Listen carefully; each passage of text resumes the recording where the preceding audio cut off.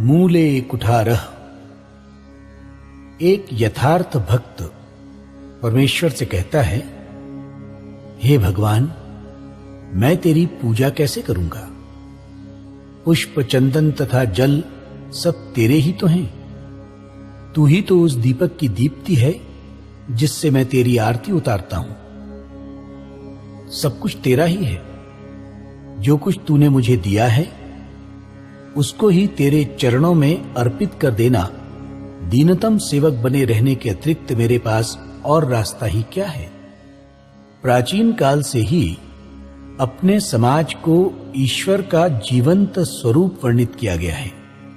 हमें भी उस स्वरूप को अपना इष्ट देवता स्वीकार करना चाहिए तथा अपने ऋणभार से मुक्ति के लिए जीवन भर उसकी सेवा करने का निश्चय करना चाहिए। सेवा के अनेक तथा विभिन्न प्रकार संभव हैं। भूखे को भोजन देना, अज्ञानी को ज्ञान देना, रोगी को औषधि देना, ये सब सेवा के प्रकार हैं। अर्थात यथार्थ सेवा से तात्पर्य है कि जिसकी सेवा करना है उसमें जो कमी है उसे दूर करना। आज हमारा समाज अज्ञानता, गरीबी, छुआछूत, अनैतिकता आदि का एक अति पीड़ादायी चित्र प्रस्तुत करता है। हम उन अनेक प्रयासों को भी देखते हैं जो इन कमियों को दूर करने के लिए व्यक्तियों द्वारा सदुद्देश्य से किए जा रहे हैं। यह स्वाभाविक भी है कि हम में उनके प्रति सद्भावना उत्पन्न हो, परंतु प्रश्न यह है कि क्या हम इन प्रयासों को सेवा का वही सही प्रकार कह सकते हैं जिसकी हमारे समाज को आज अतीव आवश्यकता है?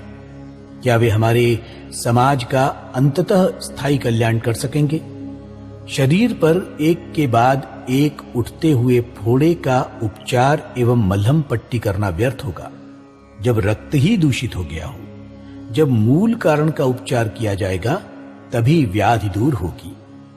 इन परिस्थितियों में स्पष्टतः समाज की सेवा का सर्वोत्तम प्रकार यही है कि राष्ट्रीय चेतना एवं एकत्व के अभाव के मूलभूत रोग को दूर किया जाए और एक सशक्त, सुसंगठित, आत्मचेतनापूर्ण तथा आत्मनिर्भर राष्ट्र जीवन निर्माण किया जाए। हमारी स्वतंत्रता उसी अवस्था में सुदृढ़ एवं सुरक्षित रह सकती है। जड़ों के प्रति दुर्लक्ष्य करते हुए केवल फलों का आनंद लेते रहने की आशा करना व्यर्थ होगा। इसमें संदेह नहीं कि रोग से दूषित होने पर भी वृक्ष कुछ समय तक फल देता है, परंतु वे फल अस्वास्थ्यकारक, शुष्क तथा स्वाद रहित होंगे। और ऐसा ही है विभिन्न प्रकार के रोगों को प्रकट करता हुआ स्वतंत्रता का फल जो आज हमें प्राप्त।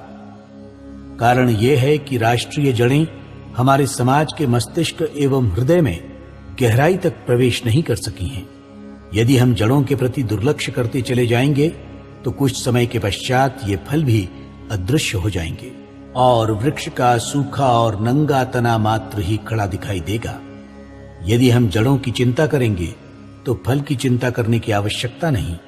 फलों को बाहर से उधार लेकर उन्हें वृक्ष पर चिपकाने की आवश्यकता नहीं है।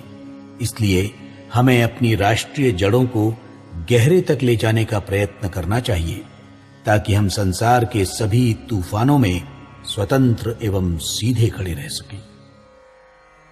जीवन के इन संघर्षों में, दुख कष्ट के दावानल में, तिल तिल कर तन जले न क्यों पर, होठों पर मुस्कान चाहिए।